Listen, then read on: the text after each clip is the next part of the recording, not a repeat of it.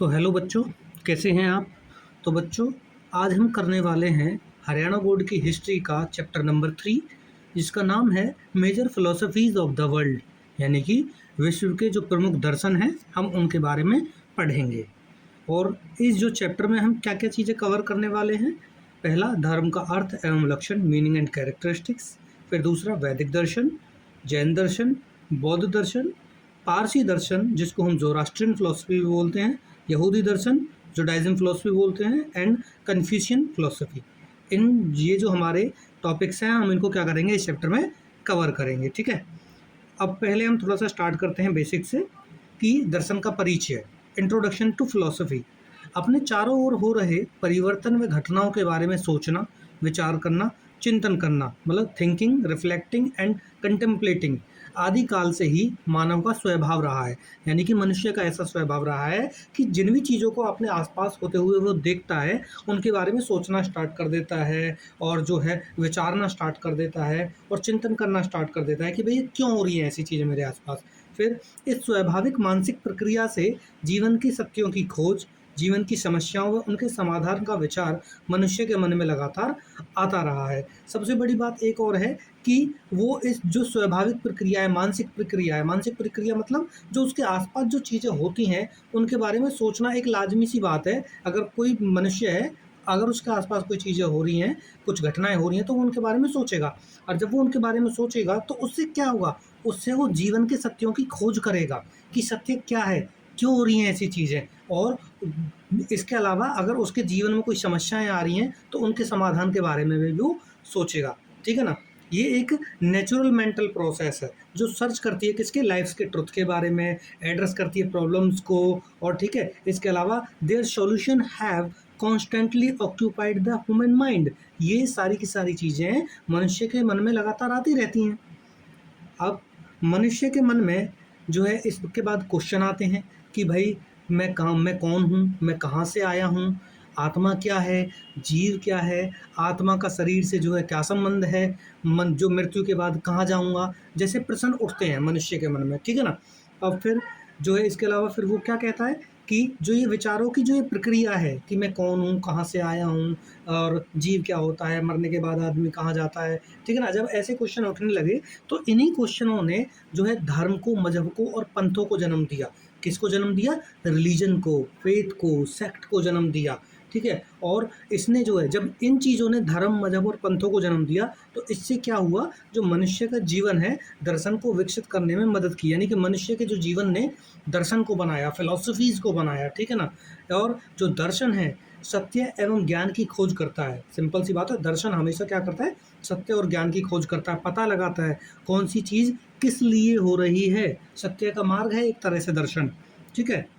फिर जो दर्शन क्या करता है, दर्शन में कुछ प्रिंसिपल्स जो है प्रोपाउंडेड किए जाते हैं, यानी कि सिद्धांत प्रतिपादित किए जाते हैं। ठीक है। और इसके अलावा जो दर्शन का जो विकास है वो कैसे होता है, दर्शन का जन्म कैसे होता है। दर्शन का जन्म होता है जब हम अपने आसपास चीज़ों को अनुभव करते हैं, परिस्थिति को देखते हैं, उसके बाद चीज़ें निकलना स्टार्ट करती हैं। ठीक है ना। उसके बाद जो है धर्म जो विकसित तो होना स्टार्ट होता है। उसके बाद जो है कुछ जो है नए नए आप सिद्धांत बनाना स्टार्ट करते हैं कि मेरे आसपास की चीज़ें कैसी हैं। ठीक है। धर्म उनको क्रियान्वित करता है। धर्म के थ्रू क्या करते हैं, हम उसको प्रैक्टिस में लाते हैं, अपने आम जीवन में लाते हैं। भाई दर्शन ने देखा कि आसपास क्या हो रहा है, उसके बाद कुछ कोई व्यक्ति होगा या कोई ग्रुप होगा, ठीक है ना, जो मतलब बहुत ज़्यादा बुद्धि रखते हैं लोग, वो क्या करते हैं कि भाई ये जो हो रहा है ये गलत हो रहा है, हमको इसको क्या करना चाहिए, सही करना चाहिए। तो उसके बाद क्या करें, मतलब उसके बाद जो है रूल और रेगुलेशंस बनते हैं, और उन रूल और रेगुलेशंस को हम समाज में क्या करते हैं, एस्टेब्लिश करते हैं। कुछ नियम ऐसे होते हैं जो समाज की भलाई भी करते हैं, और कुछ नियम ऐसे भी होते हैं जो क्या करते हैं, हमारे समाज को नुकसान भी पहुंचाते हैं। जैसे एग्जाम्पल के तौर पे मैं आपको बता दूं कि भाई एक तरह से जैसे चोरी चकारी करना, क्राइम करना, इन सब को जो है बंद करवाया। लेकिन दूसरी तरफ देखा जाए तो वुमेन्स के लिए यानी कि महिलाओं की स्थिति कैसी कर दी धर्म ने। ठीक है। और इसके अलावा दलितों की स्थिति कैसी कर दी धर्म ने। ये सब धर्म की ही तो देन है। ठीक है। तो इसके अलावा सभी धर्मों की उपासना पद्धतियाँ अलग अलग है, यानी कि वो क्या करते हैं, ईश्वर की पूजा अलग अलग तरीके से करते हैं, लेकिन सभी दर्शनों का एक ही लक्ष्य है, और वह है दुखों के मूल कारण से मानव को मुक्ति दिलाकर उसे मोक्ष की प्राप्ति करवाना। The methods of the worship is all philosophies are different, but all philosophies have a single goal, which is to liberate humans from the root cause of suffering and lead them to salvation. ठीक है, अब हम पढ़ेंगे धर्म का अर्थ एवं लक्षण। तो हम क्या पढ़ने वाले हैं? धर्म का अर्थ एवं लक्षण, मीनिंग एंड कैरेक्टरिस्टिक्स ऑफ धर्म। वैदिक दर्शन में मनुष्य के जीवन को आध्यात्मिक व भौतिक दृष्टि से उन्नत करने के लिए 4 पुरुषार्थ धर्म, अर्थ, काम, मोक्ष की व्यवस्था का उल्लेख है। यानी कि in Vedic philosophy there is a mention of the system of 4 purusharthas dharma, artha, kama and moksha to elevate human life spiritually and materially. यानी कि एक तरह से आध्यात्मिक यानी कि मानसिक जो प्रक्रिया है या मानसिक जो ज्ञान है, ठीक है ना, जो दिमागी ज्ञान है उसको विकसित करना, ठीक है ना, उसके थ्रू जो है मनुष्य के जीवन को उन्नत बनाना, और दूसरा कि हम जो फिजिकली क्या क्या काम कर सकते हैं उनके बारे में उल्लेख करता है, ठीक है ना, धर्म। और इन पुरुषार्थों में धर्म जो है प्रमुख है, यानी कि अमंग दीज पुरुषार्थ धर्म इज द प्राइमरी वन। किसी वस्तु के स्वाभाविक गुणों को ही उसका धर्म कहते हैं। धर्म देख लीजिए क्या होता है, धर्म की डेफिनेशन जान लीजिए क्या होता है। द नेचुरल प्रॉपर्टीज और qualities of an object are called its dharma. किसी वस्तु का स्वाभाविक गुण ही उसका धर्म है। तो जैसे कि मान लीजिए, अब आगे बताएगा आग का काम क्या है, हीट प्रोड्यूस करना, और जो है सूर्य का काम क्या है, लाइट देना, ऐसे मतलब बताएगा आपको। देखिए जैसे अग्नि का धर्म क्या है, गर्मी व तेज, ठीक है ना। फायर का क्या है, हीट एंड ब्रिलियंस। विद्यार्थी का धर्म क्या होता है, पढ़ना होता है। द स्टूडेंट्स धर्म इज टू स्टडी, ठीक है। इसके अलावा अध्यापक का धर्म क्या होता है, पढ़ाना। टीचर्स का धर्म क्या है, टीच करना। राजा का धर्म है प्रजा, मतलब प्रजा की रक्षा करना और पालन करना उनका, ठीक है। यानी कि किंग का धर्म क्या है, to sustain and protect subjects. And the sun dharma is to provide light. सूर्य का धर्म क्या है, प्रकाश देना, ठीक है। इसी प्रकार मानव का जो स्वाभाविक धर्म है, मनुष्य का जो स्वाभाविक धर्म है वो क्या है, मानवता है, ह्यूमैनिटी है, ठीक है। और धर्म का अर्थ कर्तव्य बोध है। देयरफॉर धर्म means the sense of duty. अपने कर्तव्य का बोध होना, अपने ड्यूटीज़ के बारे में पता होना कि क्या हमको करना है, कैसे करना है, ठीक है ना, क्या चीज़ सही हो सकती है और क्या चीज़ गलत हो सकती है, ठीक है। A person moral duty itself is their dharma. यानी कि मनुष्य का नैतिक कर्तव्य ही उसका धर्म है। यानी कि अपने कार्य को करते रहो, वही उसका क्या हो जाएगा, धर्म हो जाएगा, ठीक है ना। जो धर्म है वो ध्रय धातु से बना है, जिसका अर्थ होता है धारण करना, ठीक है। और निरुक्त में नियम को धर्म कहा गया है, ठीक है। अर्थात जिस नियम को इस संसार ने धारण किया है वही धर्म है। धर्म वह अनुष्ठान है जिससे चेतना का शुद्धिकरण होता है, यानी कि प्योरिफिकेशन होता है ऑफ कॉन्शियसनेस का, ठीक है। धर्म में, शास्त्रों में धर्म के 10 लक्षण बताए गए हैं, ये इंपॉर्टेंट है, ठीक है। धर्म में जो क्या बताए गए हैं, जो 10 लक्षण बताए गए हैं। पहला यानी कि धृति, धैर्य, यानी कि पेशेंस होना बहुत ज़रूरी है किसी व्यक्ति में, क्षमा करना चाहिए किसी को भी, फॉरगिवनेस। इसके अलावा संयम होना चाहिए, कंट्रोल होना चाहिए ओवर डिज़ायर्स पे, ठीक है ना। और अस्तेय यानी कि चोरी न करना, नॉन स्टीलिंग। और सोच, सुचिता, यानी कि अंदर व बाहर की पवित्रता, प्योरिटी होनी चाहिए इंटरनल और एक्सटर्नल। और कंट्रोल होना चाहिए अपनी सेंसेस पे। और ट्रूथफुल यूज़ ऑफ इंटेलेक्ट या विजडम, यानी कि बुद्धिमत्ता का सत्य प्रयोग करना चाहिए। और ज्ञान की जिज्ञासा होनी चाहिए किसी भी व्यक्ति में, ठीक है ना। Curiosity for knowledge, knowledge of truth and untruth. सत्य, यानी कि सत्य के लिए जो है हमेशा क्या करना चाहिए, मन, कर्म, वचन से सत्य को धारण करना चाहिए, ठीक है। और क्रोध न करना चाहिए, एब्सेंस ऑफ एंगर। तो हम पढ़ेंगे पंथ, संप्रदाय अथवा रिलीजन के बारे में। पंथ, संप्रदाय, रिलीजन।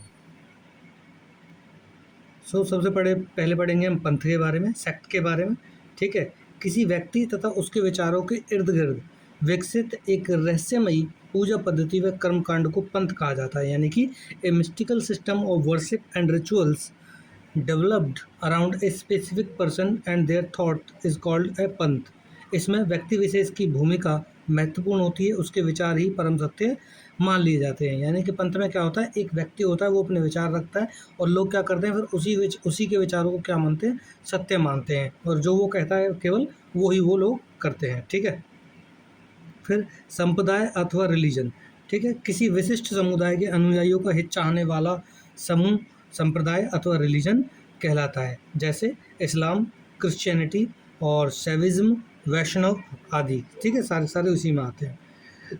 महत्वपूर्ण परिभाषाएं देख लेते हैं कि इस चैप्टर में जो महत्वपूर्ण चीज़ें क्या क्या आने वाली हैं। सबसे पहले जैसे सनातन। सनातन क्या होता है, हमारा हमेशा बने रहने वाला सत्य है, जिसका न आदि है न अंत है। आदि का मतलब जिसकी कोई बिगिनिंग नहीं है, शुरुआत नहीं है, और जिसका कोई अंत भी नहीं है, वो क्या है, सनातन है, यानी कि एटर्नल है एक तरह से ये। ठीक है ना। फिर दर्शन। दर्शन क्या है, फिलॉसफी क्या है, दर्शन बौद्धिक एवं तार्किक चिंतन करना, यानी कि दर्शन जो है दर्श धातु से बना है, जिसका अर्थ होता है देखना, जानना, साक्षात्कार करना। ठीक है।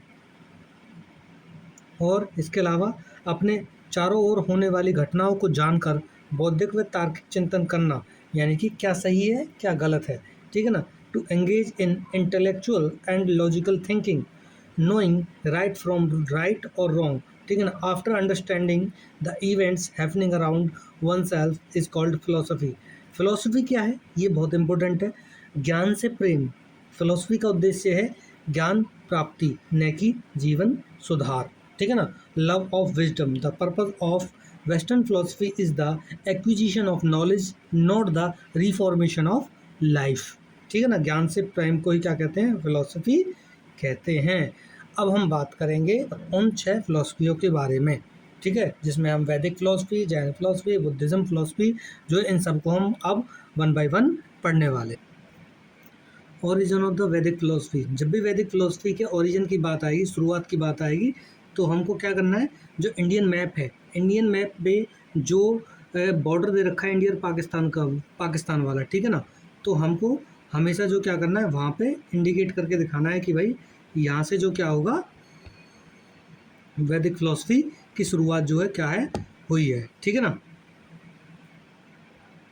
यहाँ से इंडिया और पाकिस्तान का जो बॉर्डर है, वहाँ से हमेशा क्या है, इसकी शुरुआत हुई है। और आप मैप में भी यही जो इलाका है, यही क्या करेंगे, आप इंडिकेट करेंगे कि यहाँ से वैदिक फिलोसफी की क्या होती है, जो है स्टार्टिंग होती है। ठीक है। अब बात करते हैं वैदिक फिलोसफी की। वैदिक दर्शन सनातन है, यानी कि एटर्नल है, तथा विश्व के सबसे एंशियंट जो फिलोसफीज है, दर्शनों में से एक है। भारतीय संस्कृति सबसे पुरानी है, इंडियन कल्चर ओल्डेस्ट है। वैदिक दर्शन भारतीय संस्कृति की आधारशिला है, यानी कि जो वैदिक फिलोसफी है वो कॉर्नर स्टोन है ऑफ इंडियन कल्चर का। यानी कि भारत की जो संस्कृति का उदय है वो कहाँ से होता है, वो वेदों से ही होता है, या वैदिक दर्शन से ही होता है। वैदिक दर्शन क्या है, एक आचार संहिता है जिसमें हम आदर्श जीवन जीने की कला सीखते हैं, कि हम एक आइडियल लाइफ कैसे जी सकते हैं। ये चीज़ हमको कहाँ से पता लगती है, ये वहीं से पता लगती है, क्योंकि उसमें नियम कायदे दिए हुए हैं। ठीक है। वैदिक दर्शन को लोगों ने क्या बना लिया, धर्म बना लिया। पहले फिलोसफी थी ये, लेकिन बाद में उसी को क्या बना लिया, धर्म बना लिएगा। एक बात याद रखना, ज्योतिबा फूले जी कहते हैं कि जो पहली पीढ़ी का जो पाखंड होता है, दूसरी पीढ़ी उसको अपने जीवन में उतार लेती है। ठीक है ना। और जब दूसरी पीढ़ी उसको अपने जीवन में उतार लेती है, तो तीसरी पीढ़ी के लिए वही क्या बन जाता है, संस्कृति, रिवाज और धर्म बन जाता है। यानी कि इंसान एक भेड़ की तरह है, कि जो जहाँ सब लोग चलते हैं ना, कई बार वहीं उसके पीछे पीछे हो लेता है। ठीक है। अब देखिए, वैदिक दर्शन के मुख्य स्रोत क्या हो सकते हैं, मेन सोर्सेज क्या होते हैं वैदिक फिलोसफी के, इनके बारे में जानकारी कहाँ कहाँ से ले सकते हैं। वेद से ले सकते हैं, ब्राह्मण टेक्स्ट से ले सकते हैं, आरण्यक से ले सकते हैं, उपनिषद से जो पता कर सकते हैं किसके बारे में, वेदों के बारे में, या वैदिक फिलोसफी के बारे में, वैदिक दर्शन के बारे में। ठीक है। वेद संसार का प्राचीनतम, प्रमाणिक, पवित्र और दार्शनिक साहित्य है। यानी कि वेद क्या है, ओल्डेस्ट और ऑथेंटिक, सैक्रेड और फिलोसफिकल लिटरेचर है वर्ल्ड का। ठीक है। वैदिक दर्शन का जो मूल आधार है वो क्या है, वेदास है। वैदिक दर्शन के बारे में हमको सबसे ज़्यादा जो जानकारी मिलती है वो वेदास से ही मिलती है। भारतीय मान्यता के अनुसार वेद शाश्वत है, एटर्नल है वेद। ठीक है ना। तथा वेद ईश्वर की वाणी है, वॉइस ऑफ गॉड है। वेद का अर्थ है ज्ञान, मीनिंग क्या है, नॉलेज है उसका अर्थ। वेद संस्कृत के विद धातु से बना है, जिसका अर्थ होता है जानना। यानी कि जो वेद है वो ड्राइव किया गया है कहाँ से, संस्कृत के वर्ड से, जिसका नाम क्या है, विद है। और विद मीन्स टू नो, विद का मतलब क्या है, जानना, नो। 4 वेद हैं हमारे। ठीक है। कौन कौन से, ऋग्वेदा, कौन कौन से हैं? ऋग्वेदा है, यजुर्वेदा है, सामवेदा है और अथर्ववेदा है। ठीक है ना। अब हम इनको वन बाय वन पढ़ते हैं। वेद हम 4 हैं, हमने देख लिया। ऋग्वेद के बारे में पढ़ते हैं। सबसे प्राचीन जो है वेद है, एंशियंट टेक्स्ट है ये, और इसमें देवताओं का आह्वान करने के लिए मंत्र है। यानी कि इसमें क्या है? कंटेनिंग मंत्रास टू इन्वोक डीएटीज, यानी कि अपने देवताओं को आह्वान करते हैं। और आह्वान भी पता है कैसा करते हैं? आह्वान ऐसा करते हैं कि भाई आप एक काम करो, मुझे धन दे दो, और जो है मेरे दुश्मन का सर्वनाश कर दो। मतलब इस तरह के आपको इसमें इन्वोक देखने को मिलेंगे। ठीक है। इसके अलावा गायत्री मंत्र, इसी मतलब गायत्री जो मंत्र है वो वेदों में से ही एक है। इसके अलावा इसमें 10 मंडल हैं। ठीक है। और क्या है? इसमें 10,552 क्या है? मंत्राज हैं। इसके प्रथम मंडल में कहा गया है कि सत्य एक है, विद्वान लोग उसको अनेक नामों से पुकारते हैं। It's first Mandal states that truth is one, but wise people call it by many names. ठीक है। और जो यह प्राचीनतम वेद है। इसके अलावा यजुर्वेद की बात करते हैं। इसमें वेद में कर्म की प्रधानता है। ठीक है। इसमें किसकी? एक्शन और रिचुअल्स होल्ड प्राइमरी इम्पोर्टेंस। और इसमें 40 जो है चैप्टर्स हैं, और 1975 जो मंत्राज हैं, और अधिकतर जो यज्ञ हैं, मतलब जो मंत्र हैं वो यज्ञ से रिलेटेड हैं इसमें। और इसको आगे चल के 2 भागों में बांटा गया, या 2 भाग हैं इसके। कौन से? एक शुक्ल यजुर्वेद और दूसरा कृष्ण यजुर्वेद। फिर करते हैं सामवेद। सामवेद क्या है? यह वेद भारतीय संगीत का मूल है। ठीक है ना। यानी कि भारतीय संगीत का जो जन्म हुआ है वो कहाँ से हुआ है? सामवेद से ही हुआ है। इसमें जो ऋग्वेद के जो मंत्र आते हैं ना सारे के सारे, उनको म्यूजिकल फॉर्म में क्या कर दिया गया है? ट्रांसफॉर्म कर दिया गया है। म्यूजिक में ट्रांसलेट कर दिया गया है। ठीक है ना। जिन मंत्रों को हम सिंपल तरीके से बोलते हैं उन्हीं को हम गाकर बोलेंगे अब। और क्या है? देवताओं की पूजा करने के लिए इसमें मंत्र शामिल है, जिनकी संख्या 1875 है, यानी कि 1875 है। सामवेद में अधिकतर ऋचाएँ ऋग्वेद की ही हैं। ठीक है। अपनी कोई ऋचाएँ नहीं है इसमें। ज़्यादातर जो कंटेंट है वो कहाँ का है? वो ऋग्वेद का है। फिर बात करते हैं अथर्ववेद की। यह वेद जन सामान्य से जुड़ी समस्याओं को के समाधान तथा जीवन व समाज के नियमों का संकलन है। The Veda compiles solution to common people problems and rules for life and society. यह वेद ब्रह्म ज्ञान का उपदेश देता है, वह मोक्ष का उपाय भी बताता है। ब्रह्म ज्ञान यानी कि कॉन्शियसनेस, चिंतन, यानी कि व्यक्ति के अंदर की गंभीरता को बढ़ाता है, और उसके अलावा उसको ये बताता है कि भाई मोक्ष की प्राप्ति का मतलब क्या है? कि बच्चे अल्टीमेटली आप ट्रुथ को जानते हैं। ठीक है ना। ट्रुथ कि मनुष्य कहाँ से आया, पृथ्वी कहाँ से आई, ईश्वर है या नहीं है, जीवन जीने का जो अच्छा तरीका क्या हो सकता है। ठीक है ना। उनके बारे में बताना है। ठीक है। अब बात करते हैं इसमें जो है गणित, विज्ञान, आयुर्वेद, समाजशास्त्र, कृषि विज्ञान, चिकित्सा विधि एवं रोगों से संबंधित ज्ञान भी संकलित है। यानी कि इसमें और भी नॉलेज को जो क्या कर दिया गया? कंपाइल किया गया। जैसे mathematics, science, Ayurveda, sociology, agriculture science, medical methods and disease. इसमें जो है 5987 क्या है? मंत्राज हैं। वैदिक दर्शन के कुछ अन्य सोर्सेज भी हैं, जैसे ब्राह्मण टेक्स्ट। वेदों के मंत्रों का अर्थ करने में सहायक है ये। ठीक है। यानी कि उनका मीनिंग बताते हैं आसान तरीके से, और इनमें उन अनुष्ठानों के विशुद्ध रूप से वर्णन है जिनमें वैदिक मंत्रों को प्रयुक्त किया गया है। इसमें गद्य रूप में देवताओं तथा यज्ञ की रहस्यमयी व्याख्या भी की गई है। आरण्यक क्या होते हैं? आरण्यक ग्रंथों का आध्यात्मिक महत्व ब्राह्मण ग्रंथों की अपेक्षा अधिक है। यानी कि ये ज़्यादा इंपॉर्टेंस रखते हैं कंपेयर टू द ब्राह्मण टेक्स्ट। इनको वानप्रस्थियों व सन्यासियों को आत्म तत्व व ब्रह्म विद्या के ज्ञान के लिए ये ग्रंथ ब्राह्मण ग्रंथ व उपनिषदों को जोड़ने वाली कड़ी हैं। आरण्यक का मतलब होता है वन। ये सारे जो ग्रंथ है आरण्यक वाले, ये वनों में बैठ के लिखे गए हैं। ठीक है ना। ये जो फॉरेस्ट ड्वेलर्स थे and ascetics, these texts serve as a connecting link between Brahman text and Upanishads for gaining self realisation and divine knowledge. यानी कि कहीं ना कहीं ये दोनों टेक्स्ट को जोड़ते हैं, उपनिषद को भी जोड़ते हैं और ब्राह्मण ग्रंथ को भी जोड़ते हैं। ठीक है। अब हम पढ़ाते हैं उपनिषद। उपनिषद क्या है? उपनिषद वेदों का सार है, समरी है वेदास की। उपनिषद का जो अर्थ होता है, मीनिंग होता है, वो क्या होता है? गुरु के पास बैठकर शिष्य द्वारा ज्ञान प्राप्त करना। ठीक है। और जो ब्रह्म, जीव व जगत का ज्ञान उपनिषदों की मूल शिक्षा है। यानी कि जो प्रोमिनेंट, यानी कि जो मेन जो पार्ट है उपनिषद का, वो क्या है? वो बताता है कि भाई जो सुप्रीम डिवाइन, जीव, जगत यानी कि world is the core teaching of the Upanishad, वो इनके बारे में बताता है उपनिषद। उपनिषद ये देख लीजिए, ठीक है ना, कैसे गुरु जो है शिष्य के पास बैठकर क्या लेता है, जो है सीखता है। वैदिक दर्शन की हम मेन जो कैरेक्टरिस्टिक्स पढ़ेंगे। वैदिक दर्शन में वसुधैव कुटुंबकम व सर्ते भवन्तु सुखिन की बात कही गई है, ठीक है ना, यानी कि एडवोकेट करता है आइडियाज ऑफ वसुधैव कुटुंबकम, यानी कि जो वर्ल्ड है वो एक है और वर्ल्ड एक फैमिली की तरह है, ठीक है। सर्वे भवन्तु सुखिम, मे ऑल बी हैप्पी, सभी लोग खुशी रहें। लेकिन आप देखिए किस तरह से जो वैदिक फिलॉसफी है वो कहती है कि भाई वसुधैव कुटुंबकम की फिलॉसफी को मानती है। वो कहती हैं पूरी दुनिया एक है, लेकिन इसी दुनिया ने क्या किया, और दुनिया की छोड़िए, अब भारत में क्या हुआ, धर्म के नाम पर कुछ मानसिक रूप से बीमार लोगों ने क्या किया, हमारे समाज को बांट दिया। और बांट दिया, पहले जो कर्म के आधार पर चीज़ें थी उनको क्या कर दिया, बाद में जन्म के आधार पर कर दिया। यानी कि पहले का जो ब्राह्मण था, ब्राह्मण का अर्थ होता है ज्ञानी व्यक्ति, लेकिन आज का ब्राह्मण क्या है, वो ज्ञान रखता हो ना हो लेकिन वो क्या है, ब्राह्मण है। लेकिन अगर कोई शूद्र पूरा ज्ञान रखता है लेकिन फिर भी वो क्या कहलाएगा, शूद्र ही कहलाएगा। तो इस तरह से कहीं ना कहीं जो जातिवाद को क्या दिया गया, जन्म दिया गया कुछ संकीर्ण मानसिकता वाले लोगों के द्वारा। तो आगे पढ़ते हैं हम। इसमें व्यक्ति का चरित्र संकीर्णताओं के बंधन से मुक्त होकर समस्त पृथ्वी को अपना परिवार समझने लगता है, ठीक है। इसके ज्ञान से व्यक्ति स्तुति व यज्ञ के माध्यम से अग्नि, जल, पृथ्वी, वायु और आकाश जैसी प्राकृतिक तत्वों को स्वच्छ एवं सुरक्षित रखने की प्रेरणा लेता है। यानी कि सिंपल सी बात है, इसके थ्रू क्या करता है वो, knowledge. A person drives inspiration to keep natural elements like fire, water, earth, air and space clean and safe via praise and sacrifices. अब ये इससे कैसे करता है वो पता लगती है, मतलब इसके बारे में आप अगर और डीप पढ़ेंगे तो आप थोड़ा सा समझ पाएंगे।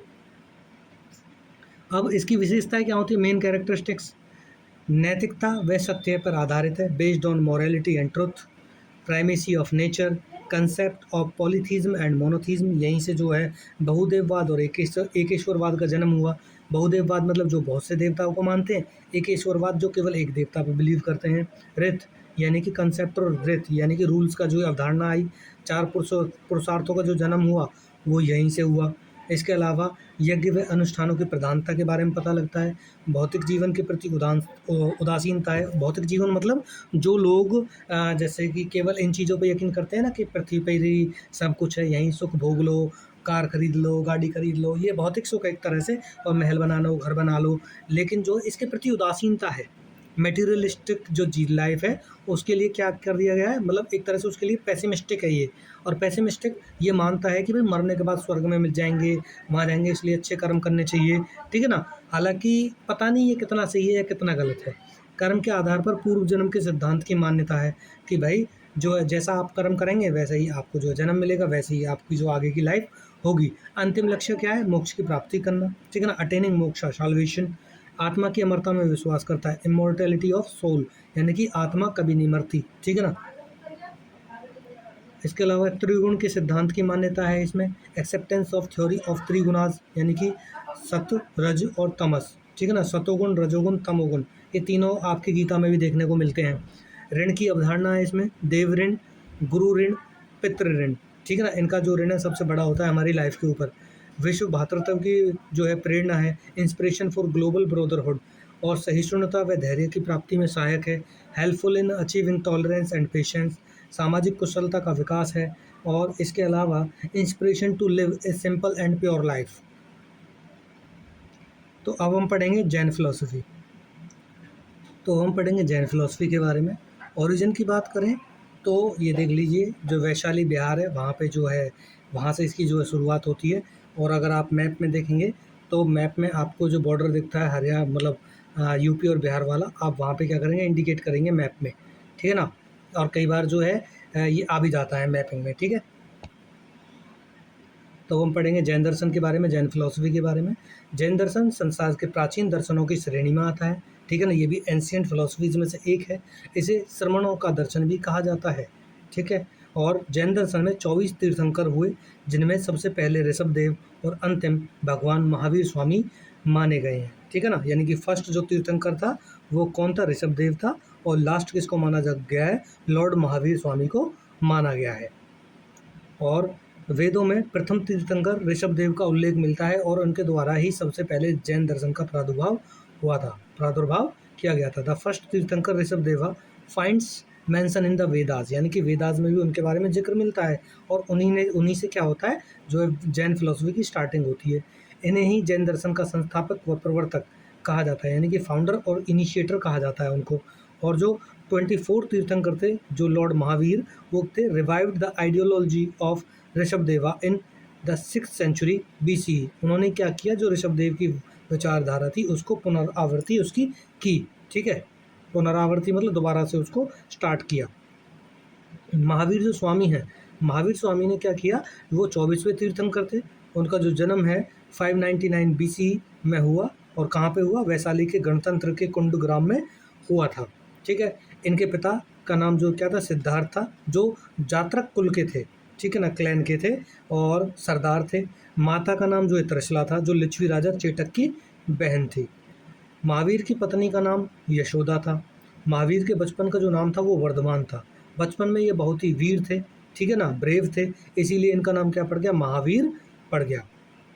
महावीर स्वामी जो है राज परिवार से संबंधित थे, रॉयल फैमिली से बिलोंग करते थे, और 30 की एज में उन्होंने क्या किया, left royal splendours and all comfort to embark on a quest for knowledge, यानी कि उन्होंने क्या किया, अपने 30 साल की एज में उन्होंने राजसी वैभव और सारे सुखों को छोड़कर ज्ञान की खोज में निकल पड़े, और जंगल में एक साल के वृक्ष के नीचे बैठकर एवं भोजन पानी के बिना वर्षों तक तपस्या की, ठीक है ना, और तपस्या कर कर क्या किया, सच्चे ज्ञान की प्राप्ति की। यानी कि अंडर द सॉल ट्री उन्होंने क्या किया, फॉरेस्ट में जो है without food and water he attained true knowledge after practising penance for years, यानी कि तपस्या की, पेनेंस की उन्होंने बहुत सालों तक। जैन दर्शन की उत्पत्ति के बारे में बात करते हैं तो जैन उन्हें कहते हैं जो जिन के अनुयायी होते हैं, यानी कि फॉलोअर्स ऑफ द जिन को ही हम क्या कहते हैं, जैन कहते हैं। जिन शब्द की जो है, जिन शब्द है जी धातु से बना है, जिसका अर्थ होता है जीतना, अतः जिनका अर्थ हुआ इंद्रियों को जीतने वाला। The word jin is derived from the root verb ji which means to conquer, therefore jin means the conqueror of the senses, ठीक है ना, अपनी इंद्रियों को जीतने वाला ही क्या कहलाता है, जिन कहलाता है। और जिनके अनुयायी क्या कहलाते हैं, जैन कहलाते हैं। जैन दर्शन में जो है 3 जो है ज्वेल्स की बात की गई है, 3 रत्न की बात की गई है, ठीक है। मोक्ष प्राप्ति, संसार की मोह माया व इंद्रियों पर विजय प्राप्त कर मोक्ष प्राप्त करना ही इस धर्म का एकमात्र उद्देश्य है।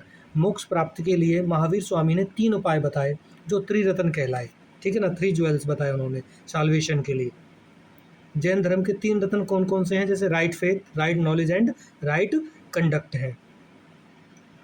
अब बात करते हैं जो है सम्यक दर्शन, सत्य तथा तीर्थंकरों में पूरी आस्था व विश्वास रखना सम्यक दर्शन है। राइट फेथ है, ठीक है ना, राइट फेथ क्या है कि पूरी तरह से तीर्थंकरों में हम क्या करेंगे, विश्वास करेंगे, आस्था रखेंगे, और जो वो बात कहेंगे हम उनको विश्वास करेंगे।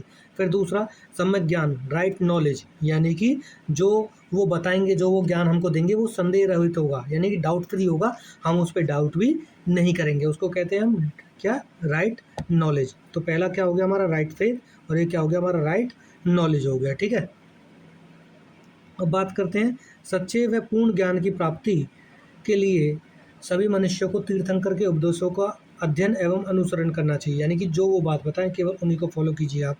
इसके अलावा राइट कंडक्ट क्या है, सम्यक आचरण, मनुष्य अपनी इंद्रियों को वश में करके ही सत्य ज्ञान को प्राप्त कर सकता है। अगर पर्सन को जो नॉलेज अटेन करनी है तो वो केवल उसको तब कर सकता है जब वो अपनी सेंसेस पे क्या कर ले, कंट्रोल कर ले। देयरफॉर इसीलिए मेंटेनिंग जो है equanimity in pleasure and pain by exercising self control over the sensing constitutes right conduct, अतः इंद्रियों पर संयम करके सुख दुख में संभाव रखना ही सम्यक चरित्र है, यानी कि सुख और दुख में आप क्या करेंगे, एक जैसा ही स्वभाव रखेंगे, दुख में ज़्यादा दुखी नहीं हो जाएंगे और सुख में ज़्यादा खुश नहीं हो जाएंगे, ठीक है। जैन दर्शन के 5 महाव्रत, यानी कि 5 great vows of Jain philosophy. तो 5 व्रतास के बारे में पढ़ते हैं हम। मोक्ष प्राप्ति के लिए जो है जैन दर्शन में क्या किया गया है, जो गृहस्थ लोग हैं, जो हाउस होल्डर्स हैं, उनके लिए 5 जो है वोज बताए गए हैं, 5 महाव्रत बताए गए हैं, ठीक है ना। इनको क्या बोलते हैं हम, अहिंसा, सत्य, अमृता, अस्तेय और अपरिग्रह इनको बोलते हैं। महावीर स्वामी ने इन चारों उपायों में 5वां जो है ब्रह्मचर्य जोड़ इन्हें त्रिरत्न की प्राप्ति का साधन बतलाया था, यानी कि महावीर स्वामी ने इसमें अपरिग्रह भी जोड़ा था। जैन धर्म के जो 5 महाव्रत है वो कौन से? अहिंसा, सत्य, अस्तेय, ब्रह्मचर्य और अपरिग्रह क्या है? जैन धर्म के 5 वो है महाव्रताज है। अब बात करते हैं हम नॉन वायलेंस की, ठीक है ना। अहिंसा, अहिंसा क्या है? Non violence. अहिंसा महावीर व जैन दर्शन के सिद्धांतों का मूल मंत्र है। मन, कर्म, वचन से किसी के प्रति हिंसा की भावना न रखना ही वास्तविक क्या है? अहिंसा, यानी कि नॉन वायलेंस पे आप बिलीव कीजिए, ठीक है। और इसके अलावा अमृषा यानी कि ट्रुथफुलनेस। महावीर स्वामी के अनुसार प्रत्येक व्यक्ति को हर परिस्थिति में जो सत्य बोलना चाहिए। भयभीत होने पर भी अस्त्य न कहें, अस्त्य या फिर असत्य ना बोलें, और तथा हंसी मजाक में भी असत्य ना बोलें, ठीक है ना। यानी कि जब आप किसी से क्या हो, भयभीत हो, तब भी आपको सत्य ही बोलना है, और अगर आप किसी से हंसी मजाक कर रहे हैं तब भी आपको क्या बोलना है? सत्य बोलना है, ठीक है। अस्तेय यानी कि चोरिंग, नॉन स्टेलिंग। अस्तेय का अर्थ है चोरी न करना, अर्थात बिना अनुमति के किसी दूसरे व्यक्ति की कोई वस्तु नहीं लेनी चाहिए और न ही इसकी इच्छा करनी चाहिए, ठीक है। अपरिग्रह, नॉन पजेशन, यानी कि आवश्यकता से अधिक वस्तुओं का संग्रह नहीं करना चाहिए। और ब्रह्मचर्य, ठीक है ना, सेलिबेसी, मोह वासना से दूर रहकर ज्ञान व शक्ति प्राप्त करना तथा जरूरत से ज़्यादा किसी वस्तु का प्रयोग न करना तथा इंद्रियों पर संयम रखना ही क्या कहलाता है? ब्रह्मचर्य कहलाता है, ठीक है। Staying away from the worldly attachments and lust to attain knowledge and strength, avoiding excessive use of objects and exercising self control over the senses is called brahmacharya. और आगे चल के जो है जैन फिलॉसफी 2 हिस्सों में जो डिवाइड हो जाती है, यानी कि दिगंबर एंड श्वेतांबर में, ठीक है ना, दिगंबर और श्वेतांबर। महावीर स्वामी जो है 527 ईसा पूर्व में क्या हो जाते हैं? उनका जो है निर्वाण हो जाता है, यानी कि उनकी डेथ हो जाती है। और उसके बाद जो जैन परंपरा 2 भागों में विभक्त हो जाती है। जो जैन है वो स्प्लिट्स हो जाते हैं 2 पार्ट्स में, पहला दिगंबर और दूसरा श्वेतांबर, ठीक है ना। दिगंबर साधु 10 दिशाओं को ही वस्त्र मानते हैं, जबकि श्वेतांबर क्या करते हैं? श्वेत वस्त्र पहनते हैं। जो दिगंबर होते हैं ना, जो दिगंबर होते हैं वो क्या करते हैं? वो बिल्कुल नग्न रहते हैं, ठीक है ना, कपड़े नहीं पहनते हैं वो, ठीक है ना, क्लोथ वियरिंग नहीं करते हैं वो, ठीक है। श्वेतांबर और दिगंबर, ठीक है बच्चा।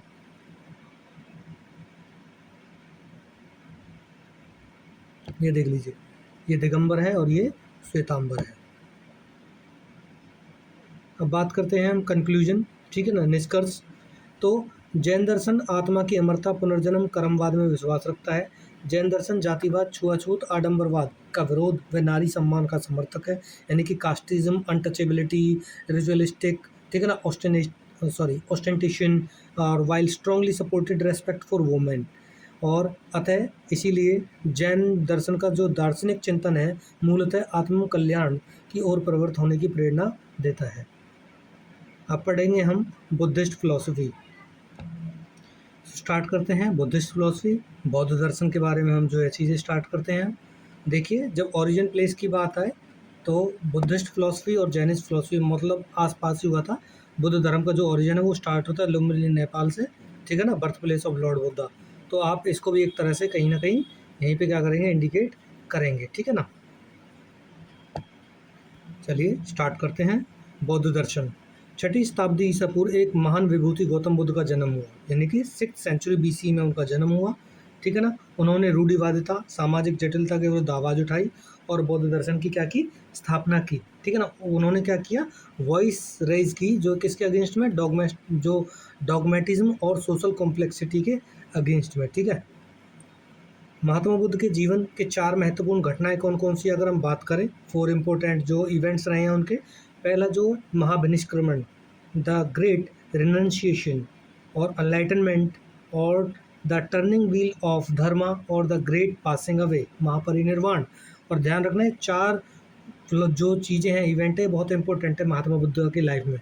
महाभिनिष्क्रमण मतलब जब वो घर से निकलते हैं, संबोधि एनलाइटनमेंट जब उनको ज्ञान प्राप्त होता है, और धर्म चक्र प्रवर्तन, the turning of the wheel of dharma, यानी कि जब वो पहला अपना उपदेश देते हैं, ठीक है ना। जब पहला अपना क्या करते हैं, एक जो 4 लोग होते हैं उनको बुद्धिज़्म के बारे में बताते हैं, ठीक है ना, धर्म के बारे में बताते हैं, मतलब पहला लेक्चर देते हैं जब अपना। और महापरिनिर्वाण जब वो क्या हो जाती है? जब उनकी डेथ हो जाती है, ठीक है। महात्मा बुद्ध के ये देखिए दिखाए गए हैं कैसे जो है पहला क्या है, बर्थ दिखाता है उनका, फिर एनलाइटनमेंट दिखाता है, और फिर क्या करते हैं, फिर उनका फर्स्ट सेरेमोन दिखाया जाता है, पहला भाषण, और फिर क्या है, महापरिनिर्वाण, जब उन्होंने अपना देह या अपना शरीर त्याग दिया था। ठीक है बच्चे, अब बात करते हैं महात्मा बुद्ध का जीवन परिचय। इंट्रोडक्शन देख लेते हैं लॉर्ड बुद्धा का। महात्मा बुद्ध का जन्म 563 बीसी में हुआ, साक्य गणराज्य के तत्कालीन राजधानी कपिलवस्तु के निकट लुम्बिनी में हुआ था उनका जो बर्थ। इनके पिता शुद्धोधन साक्य गण के मुखिया थे तथा माता का नाम महादेवी था। आपने देखा जो है लॉर्ड महावीर और लॉर्ड बुद्धा दोनों का जन्म जो है राज परिवारों में हुआ है, और फिर भी उन्होंने अपने लस्ट को, अपने डिज़ायर्स को छोड़ते हुए, सुख सुविधाओं को छोड़ते हुए ज्ञान की प्राप्ति के लिए अपने सारे सुखों का त्याग कर दिया था। और जो है सिद्धार्थ के बचपन का नाम क्या था, सॉरी महात्मा बुद्ध के जो बचपन का नाम क्या था, सिद्धार्थ था। और his mind was not inclined towards worldly जो मैटर्स है, यानी कि ये जो सांसारिक बातें हैं उन पर ज़्यादा ध्यान नहीं देते थे। इसी कारण एक जो है वृद्ध व्यक्ति, एक बीमार व्यक्ति, एक मृत व्यक्ति तथा एक सन्यासी को देखकर 29 वर्ष की आयु में राज्य वैभव को छोड़कर ज्ञान की खोज में निकल गए। ये दिया हुआ है किताबों में, लेकिन ये कितना सही है कितना नहीं है ये एक अलग, इस पर भी एक बहस है। ठीक है ना, एक वाद है, इस पर भी विवाद है कि भाई क्या सच में ही 29 वर्ष की आयु तक कोई व्यक्ति इन चारों को नहीं देख सकता है। ठीक है ना, डॉक्टर अंबेडकर इसका बिल्कुल विरोध करते हैं, जिनकी बहुत फेमस बुक है अबाउट द लॉर्ड बुद्धा के बारे में या बुद्धिस्ट फिलोसफी के बारे में। ठीक है, जिनका नाम है, जिस बुक का नाम है बुद्धा एंड हिज धम्मा, यानी कि बुद्ध और उनका धम्म। बड़ी ही जो है क्या कहते हैं, बहुत बेहतरीन जो है बुक है उनकी ये। उनके जीवन घर को छोड़ने की घटना को जो है बौद्ध साहित्य में महाभिनिष्क्रमण कहा गया है। देखिए जो हम बात कर रहे थे, जब उन्होंने अपना घर छोड़ा तो उसी इवेंट को क्या कहते हैं, महाभिनिष्क्रमण कहते हैं। ज्ञान की खोज और संबोधि, यानी कि ज्ञान की खोज में जब वो निकले, महाभिनिष्क्रमण के उपरांत उन्होंने कई वर्ष तक जो है सन्यासी वाला जो जीवन व्यतीत किया। ठीक है, रेनन्शिएशन वाला। ठीक है, और इसके अलावा सबसे पहले वो जो अलार कलाम है तपस्वी के पास ज्ञान अर्जन करने के लिए गए, यानी कि ज्ञान लेने के लिए गए, एक्वायर नॉलेज करने के लिए गए। But his curiosity was not satisfied there, but उनके मन को यहाँ से जो है शांति नहीं मिली कि भाई नहीं, मैं अभी सेटिस्फाइड नहीं हूँ इस नॉलेज से। इसके बाद वो राजगृह के ब्राह्मण आचार्य उद्रक और रामपुत्र के पास गए, लेकिन इनसे भी उनकी जो ज्ञान की पिपासा शांत नहीं होती है, यानी कि जो उनकी एक तरह से क्वेरीज है वो ख़त्म नहीं होती है अबाउट द नॉलेज। ठीक है, जब सिद्धार्थ वहाँ से उरुवेला वन में पहुँचे तथा अपने 5 साथियों के साथ उरुवेला के पास निरांजना नदी के तट पर कठोर तपस्या करने लगे, फिर भी वे संतुष्ट नहीं हुए। इस समय उनके वे 5 साथी उन्हें छोड़कर चले गए। छोड़कर क्यों गए थे, एक्चुअल में क्या हुआ था, जब 6 साल की उन्होंने तपस्या कर ली थी ना, तो उनका शरीर बिल्कुल लकड़ी सा हो गया था, लेकिन अभी तक उनको ज्ञान की प्राप्ति नहीं हुई थी। तो उन्होंने क्या किया, वहीं पर एक राजकुमारी थी, उसकी लाई हुई खीर वो खा ली थी। ठीक है ना, और जब वो खीर खा ली तो जो उनके साथी थे वो कहते थे कि भाई भूख प्यास से जो है आप मतलब आपने खाना खा लिया है तो आपको ज्ञान अर्जन होगा नहीं, और आपने जो है नियमों को तोड़ दिया, इसलिए हम आपको छोड़कर जा रहे हैं। ठीक है ना, अब उन्होंने ध्यान लगाने का निश्चय किया और वहीं पर एक पीपल के वृक्ष के नीचे ध्यान लगाकर बैठ गए। ठीक है, 7 दिन तक ध्यान लगाने के पश्चात वैशाख महीने की पूर्णिमा के दिन उन्हें आत्मबोध हुआ और वे तभी से बुद्ध कहलाने लगे। यानी कि आफ्टर मीडिएटिंग या meditating for 7 days he attained self realisation on the full moon day of the month of Vaishakh, and since then he came to the known as Buddha. जिस वृक्ष के नीचे बैठकर उन्हें ज्ञान प्राप्त हुआ वह वृक्ष बोधि वृक्ष कहलाया, और उस स्थान का नाम बोध गया पड़ गया। यानी कि आज जो बिहार में गया है ना, उसको बोध गया हम इसीलिए कहते हैं क्योंकि महात्मा बुद्ध को वहाँ ज्ञान प्राप्त हुआ था। ठीक है ना, और जीवन की इस घटना को क्या कहते हैं, हम संबोधि कहते हैं, यानी कि ज्ञान प्राप्त करना। जो जब उनका अनलाइटनमेंट हुआ, इसी इवेंट को हम क्या कहते हैं, संबोधि कहते हैं। प्रथम उपदेश और महापरिनिर्वाण, इसमें हम फर्स्ट सेरेमोन के बारे में देखेंगे। ज्ञान प्राप्ति के बाद महात्मा बुद्ध ने पहला उपदेश सारनाथ में 5 साथियों सहित तपसु व मल्लिक नाम के 2 बंजारों को तथा अन्य लोगों को दिया।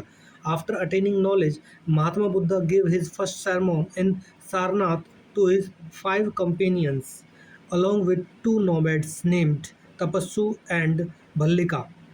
भल्लिका नहीं है, मल्लिक है। ठीक है ना, एंड अदर पीपल्स। और इसी चीज़ को क्या कहते हैं, जब उन्होंने अपना फर्स्ट सेरेमोन दिया उन लोगों को, उसी को बोलते हैं हम धर्म चक्र प्रवर्तना। और अपनी लाइफ टाइम में 45 ईयर्स तक उन्होंने सरमोन दिए और जो है 80 एज मतलब 80 की एज में आकर 483 बीसी में गोरखपुर के निकट, यानी गोरखपुर एक डिस्ट्रिक्ट है किसका, यूपी का, उसके पास में एक जो प्लेस है जिसका नाम है कुशीनगर, वहाँ पर वो क्या करते हैं, उनका महापरिनिर्वाण होता है, अपने शरीर को त्यागते हैं। कौन? लॉर्ड बुद्धा। और इसी इवेंट को हम क्या कहते हैं, महापरिनिर्वाणा कहते हैं। बौद्ध अनुयायी भी जो है विभाजित हो गए, डिवाइड हो गए। जैसे जैन धर्म में वो किस में डिवाइड हुए थे, दिगंबर और श्वेतांबर में डिवाइड हुए थे। इसी तरह से जो बौद्ध के जो फॉलोअर्स थे, बुद्ध के जो फॉलोअर्स थे, वो भी दो हिस्सों में बट गए, ठीक है ना। एक भिक्षुक और दूसरे उपासक।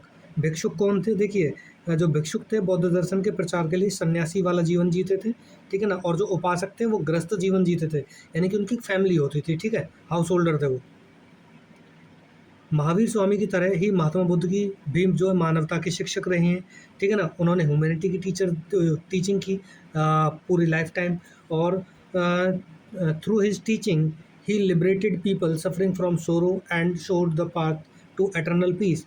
उन्होंने अपने उपदेशों से दुख से पीड़ित लोगों को मुक्त कर सतत शांति प्राप्त का मार्ग बताया कि किस तरह से आपको दुख से मुक्त होना चाहिए, ठीक है। 4 आर्य सत्य बताए दुख से दूर होने के लिए। देखिए, उन्होंने दुख बताया कि भाई 4 आर्य सत्य हैं इस दुनिया के। पहला दुख यानी कि सफरिंग, दूसरा कॉजेज ऑफ सफरिंग यानी कि दुख का कारण होता है, तीसरा सेसेशन ऑफ सफरिंग यानी कि दुख का निरोध भी किया जा सकता है, और उन्होंने दुख को रोकने के लिए जो है क्या बताया, पाथ भी बताया, ठीक है। तो दुख क्या है, सफरिंग क्या है, जो है जन्म मरण संयोग वियोग लाभ हानि, ये सभी क्या है, दुख के कारण है, यानी कि birth and death, union and separation, profit and loss, ये सारे के सारे कारण हैं दुख के। और causes of suffering, causes of suffering क्या है कि भाई all kind of suffering is craving और डिजायर्स। सभी प्रकार के जो दुखों का कारण है वो क्या है, तृष्णा और वासना है, इच्छा करना किसी चीज़ की, वो दुख का कारण है। तृष्णा के निवारण के लिए, ठीक है ना, उन्होंने क्या किया, लालसा के संयम से दुख का निराकरण हो सकता है, यानी कि suffering can be eliminated bye ending craving और बाय कंट्रोलिंग डिजायर्स। अपनी इच्छाओं पर संयम करके आप दुख से निवारण पा सकते हैं। और उस निवारण के लिए, यानी कि अगर आपको कंट्रोल करना है अपनी डिजायर्स पर, तो आपको उसके लिए जो 8 फोल्ड पाथ जो है अपनाना पड़ेगा, एडप्ट करना पड़ेगा, ठीक है ना। और 8 फोल्ड पाथ हम पढ़ेंगे। ये क्वेश्चन आ भी जाते हैं, जैसे कि कई बार पूछ लेगा 2 नंबर में, define the 3 Ratnas of Mahavira, और या फिर हो सकता है कई बार आपसे 5 नंबर में पूछ ले कि जैनिज्म के 5 जो है महाव्रत बताओ। और इसके अलावा 4 नोबल ट्रुथ पूछ सकता है आपसे 2 नंबर में कि भाई 4 नोबल ट्रुथ बताओ लॉर्ड बुद्धा के, और 8 फोल्ड पाथ मार्ग बताओ। ये हैं आपके लॉर्ड बुद्धा के, कौन से हैं ये, आपके 4 नोबल ट्रुथ्स हैं। पहला कौन सा है, दुख, फिर दुख का कारण, दुख का निरोध, और तीसरा क्या, फोर्थ क्या है, दुख के मार्ग, मतलब दुख को हम किस तरह से 8 मार्गों को अपनाकर हम दुख को दूर कर सकते हैं, ठीक है ना। सोरो, कॉजेज ऑफ सफरिंग, और जो है सेसेशन ऑफ सफरिंग, एंड जो 8 फोल्ड पाथ मार्ग, ठीक है। अब पढ़ते हैं हम बुद्ध के जो 8 मार्ग बताए हैं उन्होंने, 8 फोल्ड पाथ मार्ग, ठीक है। इसमें हम सबसे पहले पढ़ेंगे कौन सा, सम्यक दृष्टि यानी कि right view. Believe in the 4 noble truths arise only a distinguish between truth untruth and sin virtue, यानी कि सत्य असत्य पाप पुण्य आदि में भेद करने से ही 4 आर्य सत्यों में विश्वास पैदा होता है, सम्यक दृष्टि। फिर बात करते हैं हम, ये आपके 8 मार्ग दिए हुए हैं, ठीक है ना। फिर बात करते हैं सम्यक संकल्प, यानी कि राइट रिजॉल्व, तृष्णा से दूर रहने, मानसिक व नैतिक विकास का संकल्प लेना। सम्यक वाणी, हमेशा सत्य और मीठा बोलना। सम्यक कर्म, हमेशा सच्चे और अच्छे कर्म करना, performing truthful and good deeds. सम्यक जीविका, अपनी आजीविका के लिए पवित्र तरीके अपनाना, ठीक है ना, ऑनेस्टी से काम करना चाहिए। सम्यक प्रकाश, अपने को अच्छा बनाने का प्रयास करना तथा शरीर को अच्छे कार्यों में लगाने के लिए उचित परिश्रम करना। और सम्यक स्मृति, अपनी गलतियों को हमेशा याद रखकर विवेक और सावधानी से कर्म करने का प्रयास करना, यानी कि आप अपनी गलतियों को याद करेंगे और उसके बाद उन गलतियों को कम करने की कोशिश करेंगे। सम्यक समाधि, मन को एकाग्र करने के लिए ध्यान लगाना। ये क्या है, 8 फोल्ड पाथ मार्ग हैं, किसके, लॉर्ड बुद्धा के, ठीक है ना। गौतम बुद्ध के 10 नैतिक आचरण भी हैं, non violence, truth, non stealing, non possession, celibacy, ठीक है। इसके अलावा जो है सुगंधित पदार्थों का त्याग, यानी कि रेनाउंसिंग परफ्यूम्स, यानी कि जो स्कैंटेड आइटम्स होते हैं उनको त्याग करना। और abstaining from eating at improper times यानी कि असमय भोजन न करना, और नृत्य व ज्ञान का त्याग करना। इसके अलावा जो है लग्ज़री को छोड़ देना, और जो है कंचन का त्याग करना, कामनी कंचन का त्याग करना, लस्ट एंड वेल्थ, ठीक है ना। और इनके जो है, और जो इनका ग्रुप जो डिवाइड हुआ था वो किस में था, हीनयान और महायान में। जैसे वो श्वेतांबर और दिगंबर में थे, इसी तरह से जो बुद्धिस्ट लोग हैं वो दो हिस्सों में हैं आज भी, ठीक है ना। हालांकि अब तो वज्रयान वगैरह भी और भी जो है इसकी ब्रांचेज है। द्वितीय बौद्ध संगति के बाद बौद्ध दर्शन दो भागों में विभाजित हो गया था, ठीक है, हीनयान और महायान। हीनयान मानने वालों का मत था कि जो नियम एक बार बन गए हैं उनमें कोई परिवर्तन नहीं हो सकता, यानी कि एक बार जो रूल एस्टेब्लिश कर दिए वो कुड नेवर बी चेंज्ड। बल्कि जो महायान वाले थे वो समय के साथ परिवर्तन का होना चाहते थे, यानी कि वो समझते थे कि जैसे जैसे टाइम चेंज होगा वैसे वैसे हमको नियम भी, लॉज भी चेंज करने चाहिए, ठीक है ना। हीनयान और महायान, ठीक है। और हीनयान और महायान में मैं आपको बात बता दूं, हीनयान में जो है पर्सनल जो है डेवलपमेंट पे ज़्यादा ध्यान दिया जाता है, सेल्फ लिबरेशन पे। और जो महायान में सभी के जो है, सभी को जो साल्वेशन, सभी को जो है ज्ञान देना, और जो सभी की भलाई पर ज़्यादा जोर दिया जाता है। हीनयान में जो है व्यक्ति जो है लॉर्ड बुद्धा को एज ए गॉड नहीं देखता है, वो उनको एज ए गाइडर देखता है, गाइड देखता है। लेकिन महायान में उनको एज ए गॉड माना जाता है। हीनयान बुद्ध की शिक्षाओं का कट्टरता से पालन करने पर जो है जोर देता है, जबकि महायान बुद्ध को ईश्वर रूप में मानकर उनकी उपासना पर बल देता है। भारत में कुछ बौद्ध राजा भी हुए हैं, जैसे कि अजातशत्रु, ठीक है ना, अजातशत्रु हो गया, अशोका हो गए, ग्रेट अशोका, कनिष्क और हर्षवर्धन, ठीक है। विश्व में बौद्ध दर्शन का प्रचार। बौद्ध दर्शन का विकास 6ठी शताब्दी ईसा बीसी में से प्रारंभ होकर सम्राट अशोक के शासनकाल तक राज दर्शन के रूप में होता रहा। राज दर्शन मतलब कि राज्य का धर्म ही क्या था, बुद्धिज्म था, ठीक है। और आप यकीन मानिए कि उस टाइम में पूरे इंडिया में बुद्धिज्म ही फैला हुआ था और कोई धर्म ही नहीं था इस मुकाबले में। सम्राट अशोक के बाद कनिष्क व हर्ष ने जो है इस दर्शन के विकास में मुख्य भूमिका निभाई। बौद्ध दर्शन के प्रसार के लिए अशोक ने 84,000 स्तूप बनवाए तथा स्तंभ व शिलालेखों से भी बौद्ध दर्शन का विस्तार व प्रसार किया।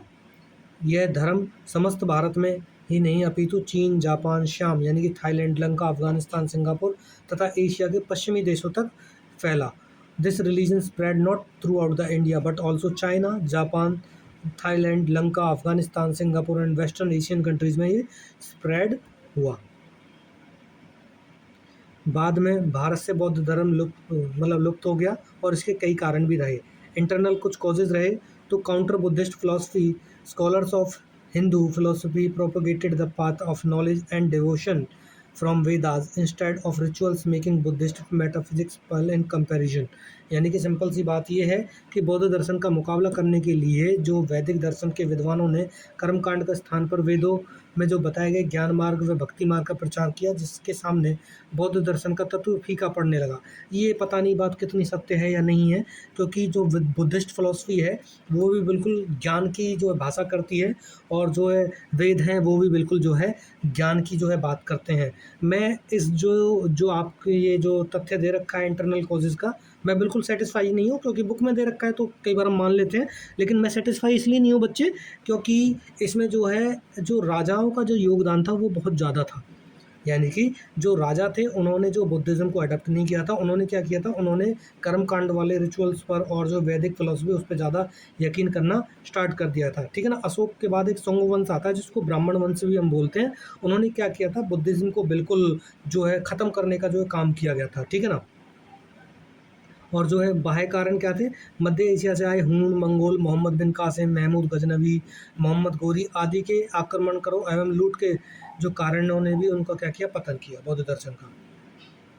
बौद्ध दर्शन का अगर निष्कर्ष की बात करें तो इस प्रकार हम देखते हैं कि आज भी विश्व के अनेक देशों में जो बौद्ध दर्शन के अनुयायी हैं, बौद्ध दर्शन का अंतिम लक्ष्य जो मोक्ष प्राप्त करना है, ठीक है। और महात्मा बुद्ध का कहना था कि मन में पैदा होने वाली तृष्णा या वासना रूपी अग्नि को बुझा देने पर मोक्ष प्राप्त होता है, ठीक है। प्रत्येक व्यक्ति अष्टमार्ग के अनुसार जीवन व्यतीत कर अज्ञानता व दुखों से मुक्ति पा सकता है, यानी कि लिबरेशन कैसे अटेन कर सकता है, ignorance and suffering by leading a life according to the eightfold path. अब हम पढ़ेंगे जोरास्ट्रियन फिलोसफी। तो हम पढ़ेंगे पारसी दर्शन के बारे में, जोरास्ट्रियन फिलोसफी के बारे में, ठीक है। ज़ोरास्ट्रियन फिलोसफी के ओरिजिन की अगर बात करें तो इसका जो स्टार्टिंग हुई थी वो पर्सिया से हुई थी। पर्सिया यानी कि ईरान से हुई थी, ठीक है ना। ये देख रहे हैं आप, ये इंडिया है, ये साइड में पाकिस्तान है, और पाकिस्तान के बाद में ये जो इलाका है वो किसका है, ईरान वाला इलाका है, ठीक है। तो यहीं से किसकी स्टार्ट होती है, पारसी दर्शन, ठीक है ना। पर्शियन फिलोसफी की स्टार्टिंग होती है। पारसी दर्शन विश्व के प्राचीन दर्शन है। इसका जन्म फारस यानी कि ईरान में हुआ है, ठीक है। The Iranian ruler of the Aryans prophet Zoroaster is considered the founder of his philosophy, यानी कि पैगंबर जरथुस्त्र को क्या माना जाता है, इसका क्या माना जाता है, संस्थापक माना जाता है। इनके जो मुख्य देवताओं की अगर हम बात करें, मेन डिएटीज़ की अगर हम बात करें, तो सन, अर्थ, मून इनके जो मेन डिएटीज़ हैं, ठीक है। परंतु जो सन है उसको हम सुप्रीम डिएटी भी कई बार कंसिडर करते हैं इसको। जो फारस है, ईरान है, ये एक प्राकृतिक दर्शन कालांतर में दर्शन श्रवण के रूप में स्वीकार किया गया, ठीक है ना। इसको स्किप कीजिए, आगे चलते हैं। पारसी दर्शन का जो इतिहास है उसके बारे में देख लेते हैं, ठीक है ना। The Shravan philosophy letter become the Parsi philosophy. देखिए, ठीक है ना, श्रमण दर्शन कहा जाता है, यानी कि जो है श्रमण फिलोसफी कहा जाता है। श्रमण फिलोसफी का जो बेसिक मतलब पता है क्या होता है? श्रमण फिलोसफी का बेसिक मतलब होता है कि जैसे एक ऐसा व्यक्ति है जो अपने आध्यात्मिक लक्ष्यों के लिए क्या करता है, कड़ी तपस्या करता है, कड़ी मेहनत करता है, ठीक है ना। और वो जो है इस पृथ्वी का कारण, मनुष्य का कारण ईश्वर को नहीं मानता है कि ईश्वर ने कुछ नहीं किया है, ठीक है ना। और उसी को क्या बोलते हैं, एक तरह से हम श्रमण फिलोसफी बोलते हैं, यानी कि उसी के ज्ञान को हम क्या बोलते हैं, श्रमण दर्शन बोलते हैं हम एक तरह से, ठीक है ना। इस्लाम से पूर्व ईरान में जरथुस्त्र का जो दर्शन प्रचलन था, और जरथुस्त्र का जो जन्म है पश्चिमी ईरान के अजरबैजान प्रांत में हुआ था, ठीक है ना। और जो Zoroaster was born in the Azerbaijan province of the western Iran. और आज ईरान में क्या है, इस्लामिक स्टेट है एक तरह से ईरान, बट उससे पहले क्या था, उसमें जो है जोरास्ट्रियन फिलोसफी थी, ठीक है ना। उनके पिता का नाम पोमशश्पा और जो माता का नाम था वो क्या था, दुधोवा था। और जो ये थे बड़े ही बचपन से क्या थे, एक तरह से कंटेम्पलेटिव और स्पिरिचुअल थे, चिंतनशील और आध्यात्मिक थे। उनको जो है at the age of 30 he attained enlightenment on the mount Sabalan. 30 वर्ष की आयु में सबलान पर्वत पर उनको जो है अनलाइटनमेंट हुआ, उनको ज्ञान की प्राप्ति हुई। अधिकांश जो इतिहासकार हैं, हिस्टोरियंस है, जरथुस्त्र का काल 600 ईसा पूर्व मानते हैं। पारसी दर्शन के जो मूल सिद्धांत क्या है, कोर प्रिंसिपल्स क्या है या कोर टेनेट्स क्या है इसके। According to Parsi philosophy the body is mortal and the soul is immortal. शरीर नाशवान है और आत्मा अमर है, यानी कि शरीर खत्म हो सकता है लेकिन आत्मा अमर रहती है। मनुष्य को अपने कर्म के अनुसार सत्य व असत्य का पालन करने से स्वर्ग व नरक की प्राप्ति होती है। पारसी दर्शन के अनुसार संसार में दैवी और दानवी दोनों प्रकार की शक्तियाँ हैं, यानी कि डिवाइन और डेमनिक जो है, डेमन जो क्या है, सॉरी, या डीमन जो बोलते हैं उसको, दोनों प्रकार की जो है पावर्स एग्जिस्ट करती हैं, ठीक है ना। दैवी शक्तियों के प्रतीक अहूर मजदा, लेकिन अहूर मजदा में आस्था रखते हुए भी अन्य देवी देवताओं के अस्तित्व को नकारा नहीं जाता। यानी कि जो डिवाइन पावर है उसका जो मेन जो माना जाता है उसको, इसको माना जाता है, अहूर मजदा को माना जाता है। लेकिन और भी जो देवी शक्तियाँ होती हैं, अहूर मजदा शक्ति कहते हैं कि हे मनुष्य, बुरी बात न सोचो, सन्मार्ग न छोड़ो तथा पाप न करो। यानी कि जो अहूर मजदा जो पावर है, डिवाइन जो पावर है, वो क्या कहती है, do not think evil, do not leave the righteous path and do not commit sin. पाप मत कीजिए। अहूर मजदा सर्वोच्च देवता होते हुए भी दैनिक जीवन के अनुष्ठानों व कर्म कांडों में अग्नि देवता उनके प्रमुख देवता के रूप में दृष्टिगत होते हैं। यानी कि अहूर मजदा तो है, यानी कि सुप्रीम डिएटी है, बट उसके अलावा भी जो हमारी ऑर्डिनरी जो लाइफ है उनकी, ठीक है ना, डेली बेसिस जो लाइफ है, उसमें वो जो है फायर गॉड को ज़्यादा जो है प्रोमिनेंट मानते हैं, ठीक है ना, अपने रिचुअल्स में, प्रैक्टिसेस में। इसीलिए पारसियों को अग्नि पूजक भी कहा जाता है। उनको अग्नि की पूजा करने वाला कहा जाता है, फायर वर्शिपर भी कहा जाता है। पारसी का जो अंतिम संस्कार कैसे करते हैं, जो फ्यूनरल कस्टम्स है कैसे हैं उनके, पारसियों की सबकी अंतिम संस्कार की विधि अलग है, बिल्कुल डिफरेंट है। वह अपने शवों को, जो डेड बॉडीज़ है, उनको ऊंची मीनार पर, टावर पर रख देते हैं और ओपन छोड़ देते हैं, जिसे दखमा या टावर ऑफ साइलेंस कहते हैं। यानी कि जिस टावर पर बॉडी को रखते हैं उसको क्या कहते हैं, टावर ऑफ साइलेंस कहते हैं, जहाँ गिद्ध उसे नोच नोच कर खा जाते हैं, जो वल्चर्स हैं उसको कंज्यूम करते हैं। बाद में सबकी जो अस्थियाँ हैं इकट्ठी करके दफना दी जाती हैं, लेकिन अब इस परंपरा में धीरे धीरे कमी हो रही है। यानी कि वल्चर्स वगैरह, ईगल्स वगैरह क्या करते हैं, उसको खा जाते हैं पूरी तरह से, बॉडी से मांस को ख़त्म कर देते हैं, और जो बाकी का जो रह जाता है उसको क्या करते हैं, वो मतलब दफना देते हैं उसको, ठीक है ना। बेरिड कर देते हैं उसको। अब पारसी लोग शवों को दफनाने लगे हैं, ठीक है ना, अब दफनाने लगे हैं, ठीक है ना, क्या करने लगे, बैरिंग द डेड बॉडीज। दानवी शक्तियों का प्रतीक अहरेमन है। हमने डिवाइन पावर का अहूर मजदा पढ़ा था, वहीं दूसरी तरफ जो डीमन पावर है उसका जो सिंबल है वो क्या है, अहरेमन है। अहरेमन मनुष्य को शैतान बनाकर नरक की ओर ले जाता है। ये क्या करता है, यानी कि ह्यूमंस को into devil and lead them towards the hell, ठीक है ना, उनको एक तरह से गलत मार्ग पर चलाता है। इन दोनों शक्तियों में संघर्ष होता रहता है, किंतु अंतिम विजय अहूर मजदा की होती है। इनके बीच में कॉन्स्टेंटली क्या चलता है, कन्फ्लिक्ट चलता है, स्ट्रगल चलता है, बट जो विक्ट्री होती है वो किसकी होती है, अहूर मजदा की होती है, डिवाइन पावर की होती है। पारसियों के अनुसार शरीर के दो भाग हैं, एक शारीरिक और दूसरा आध्यात्मिक, ठीक है ना, एक फिजिकल और दूसरा स्पिरिचुअल। मरने के बाद शरीर तो नष्ट हो जाता है, किंतु आध्यात्मिक भाग जीवित रह जाता है, यानी कि बॉडी डिस्ट्रॉय हो जाती है, बट स्पिरिचुअल पार्ट क्या होता है, अलाइव रहता है, जीवित रहता है। पारसियों का भारत में आगमन, arrival of Parsis in India. जरथुस्त्र की मृत्यु के बाद, जोराष्ट्र की डेथ के बाद क्या हुआ, his teaching gradually spread to Bactria and Persia, यानी कि धीरे धीरे जो उनकी शिक्षाएं बैक्टीरिया और फारस में फैलने लगी। लगभग 633 ईसा में अरब मुसलमानों के इराक पर आक्रमण के कारण कुछ लोग रेगिस्तान में पहाड़ों में चले गए, यानी कि इस्लाम ने क्या किया, इन पर आक्रमण किया, और जो यहाँ के लोग थे वो क्या चले गए थे, मूव कर गए थे, कहाँ पर, कुछ डेजर्ट्स में, कुछ माउंटेन्स में, ठीक है ना, और कुछ जो अलग जो है सेफ प्लेसेस है वहाँ पर चले गए। यहाँ पर उन्होंने 100 साल तक रहकर गुप्त रूप से जो है पालदार जहाज बनाए, और अंत में जहाज से भारत आए और गुजरात में काठियावाड़ के सिरे पर मछुआरों के दीव गांव पहुँचे, ठीक है ना। ये उन्होंने क्या किया, 100 तक वहाँ पर जो है सेलिंग शिप्स बनाए, और फाइनली जब वो बन गए तो वो कहाँ पर आए, जो है दीव विलेज आए। दीव एक आइलैंड है, ठीक है ना, यहाँ का, गुजरात का।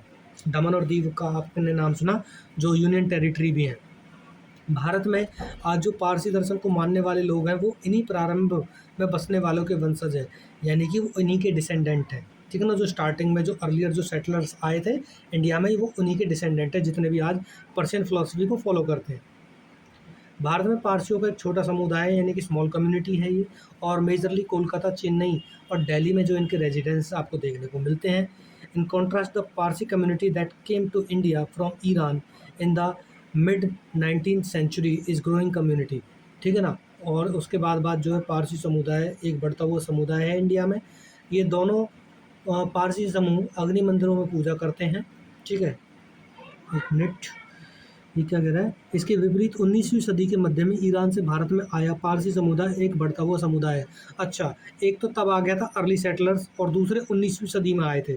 और ये जो दोनों दोनों आए, अर्ली सेटलर्स और जो 19वीं सदी में दूसरे पारसी जो जो लोग आए, उन्होंने क्या किया, ये दोनों के दोनों समूह अग्नि मंदिरों में पूजा करते हैं, और पारसी दर्शन के रीति रिवाजों को क्या करते हैं, फॉलो करते हैं, रिचुअल्स को फॉलो करते हैं।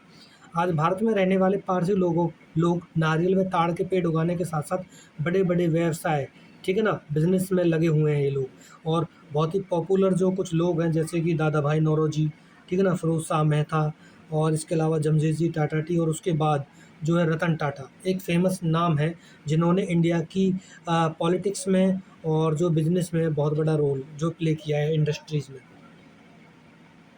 पारसी दर्शन में जो निराशावाद, पेसिमिज्म को और डिप्रेशन को क्या माना गया, स्टेटस ऑफ सिन माना गया, यानी कि पाप का दर्जा दिया गया है।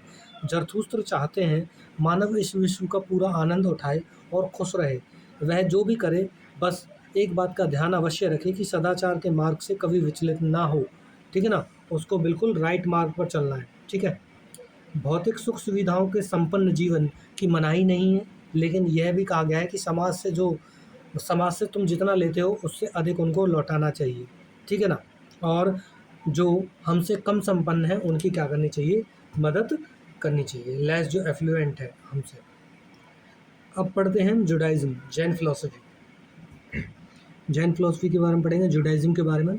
ओरिजिन ऑफ जुडाइज्म की अगर हम बात करें तो ओरिजिन हुआ है इसका इजराइल से। ये आप अफ्रीका देख रहे हैं, यहाँ पे इजिप्ट पड़ता है, ये पूरा अरबियन पेनिनसुला है, अरब जहाँ पे सऊदी अरब वगैरह, और बीच में क्या है, ये यहाँ पर क्या है, हमारा इजराइल है। और यहीं से क्या है, स्टार्ट होती है क्या, यहूदी दर्शन, जुडाइज्म फिलोसफी। जुडाइज्म फिलोसफी, यहूदी दर्शन दुनिया के प्राचीन एंशिएंट फिलोसफीज में से एक है, ठीक है ना। यहूदी दर्शन का आरंभ पैगंबर हजरत अब्राहम से माना जाता है। अब्राहम के बाद यहूदी इतिहास में सबसे बड़ा नाम मूसा का है। मूसा ही यहूदिया के प्रमुख जो है व्यवस्थाकार है। ठीक है, मूसा को ही पहले से चली आ रही परंपरा को स्थापित करने के कारण यहूदी दर्शन का संस्थापक माना जाता है। यहूदी दर्शन की उत्पत्ति के बारे में बात करते हैं। अब्राहम को यहूदी, ईसाई, मुसलमान तीनों दर्शन जो अपना पितामह मानते हैं, यानी कि जो इन तीनों दर्शन है, तीनों फिलॉसफी है, तीनों धर्म के जो लोग हैं, यहूदी, ईसाई, मुसलमान, इनकी जो स्टार्टिंग हुई है वो कहीं ना कहीं कहाँ से हुई है? अब्राहम से ही हुई है। और अब्राहम के दो बेटे थे, कौन? हज़रत इसहाक और इस्माइल। और दोनों के जो पिता एक हैं, बट जो उनकी माँ हैं वो अलग अलग है। इब्राहिम के पोते का नाम याकूब था। ठीक है ना, इब्राहिम का जो बेटा था उसका नाम क्या था? याकूब, जिसको हम जैकब बोलते हैं। और ठीक है, जो जैकब के फॉलोअर थे, ठीक है ना, उसी को क्या बोलते हैं? उसी के नाम पे क्या पड़ा? जूडा पड़ा। ठीक है ना, जैकब का जो बेटा था उस बेटे का नाम क्या था? जूडा। देखिए, इब्राहिम के दो बेटे हुए, हज़रत इस्माइल और जो है इसहाक। उसके अलावा जो इब्राहिम का एक पोता हुआ था जिसका नाम था जैकब। जैकब का भी एक बेटा था जिसका नाम था जूडा, यहूदा। ठीक है ना, उसी के नाम पर यहूदी या जुडाइज्म इसका नाम पड़ा है। यहूदा के नाम पर ही उनके वंशज यहूदी कहलाए तथा उनका दर्शन यहूदी दर्शन कहलाया। यानी कि आफ्टर जूडा जो उसके डिसेंडेंट थे वो called the Jews and their philosophy was called Jews philosophy. ठीक है ना, मूसा मिस्र के फ़राओ के ज़माने में हुआ था। Moses lived during the time of Pharaoh of Egypt. Pharaoh कौन है? इजिप्ट के राजा को हम फ़राओ बोलते हैं। ठीक है ना, ऐसा माना जाता है कि उसकी माँ ने उसे नील नदी में बहा दिया था।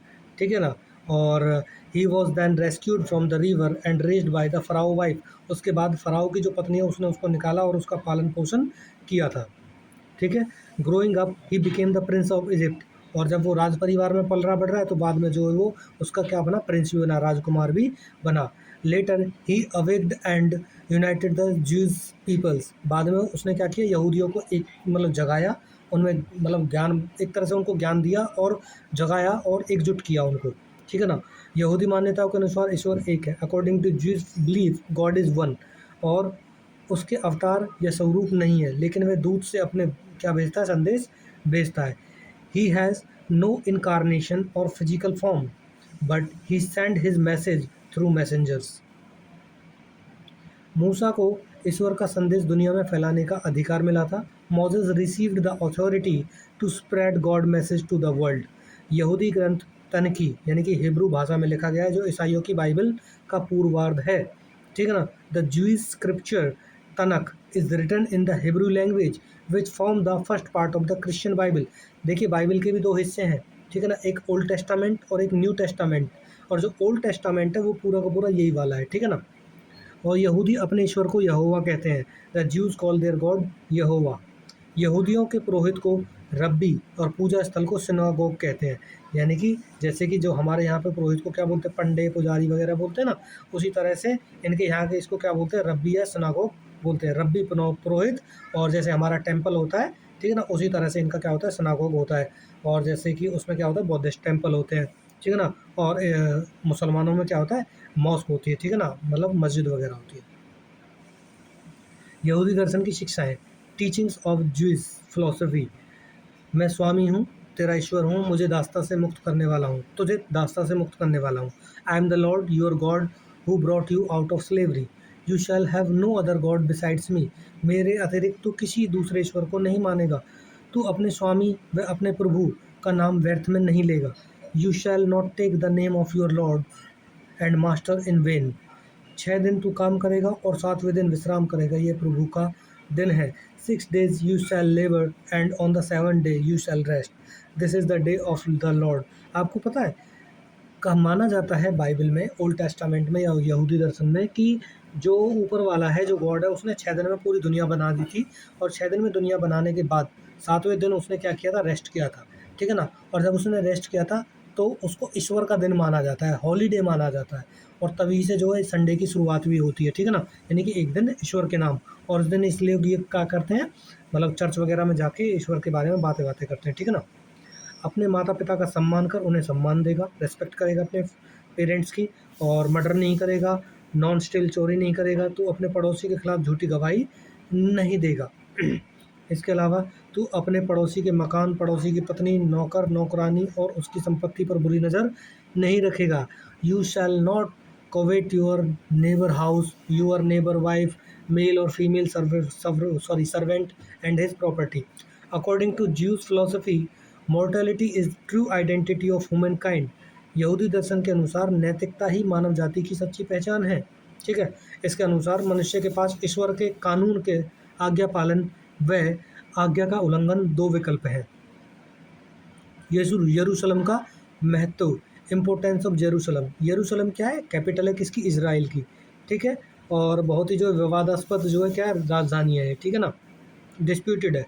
यहूदी, इस्लाम और ईसाई यानी कि जुडाइज़्म, इस्लाम और क्रिश्चियनिटी तीनों ही क्लेम करते हैं कि ये हमारा है, क्योंकि यहाँ यहूदियों का पवित्र सुलेमानी मंदिर हुआ करता था, जो अब एक दीवार मात्र है। यानी कि यहूदियों का एक मंदिर था, जिस मंदिर का नाम था सुलेमानी मंदिर, उसको तोड़ दिया गया और अब केवल क्या है, वहाँ पे केवल दीवार ही दीवार बची और आज भी यहूदी उस दीवार की पूजा करते हैं।